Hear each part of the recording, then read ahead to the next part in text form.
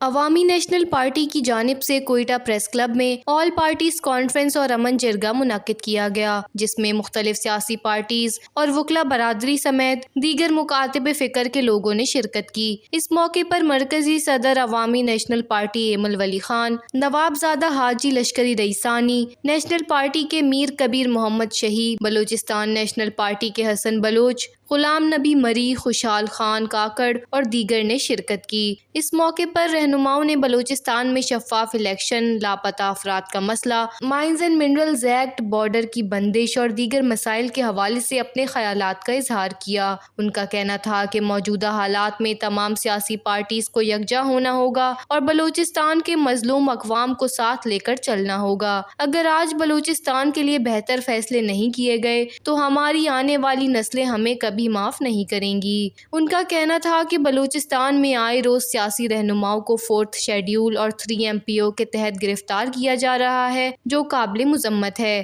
ان کا مزید کہنا تھا کہ اس وقت بھی اسلام آباد میں بلوچستان کی خواتین سراپا احتجاج ہیں، لیکن ان کے مطالبات کو کوئی سننے والا نہیں، جبکہ بلوچستان میں ظلم و جبر میں آئے روز اضافہ ہو رہا ہے۔ ان کا مزید کہنا تھا کہ ہمارا مطالبہ ہے کہ بلوچستان کے تمام بارڈرز کھول دیے جائیں، لاپتہ افراد کے مسئلے کو حل کیا جائے، مائنز اینڈ منرلز ایکٹ پر نظر ثانی کی جائے اور بلوچستان کے تمام تر مسائل سنجیدگی سے حل کیے جائیں۔ بصورت دیگر آل پارٹیز کا اگلا لائحہ عمل مزید سخت ہوگا۔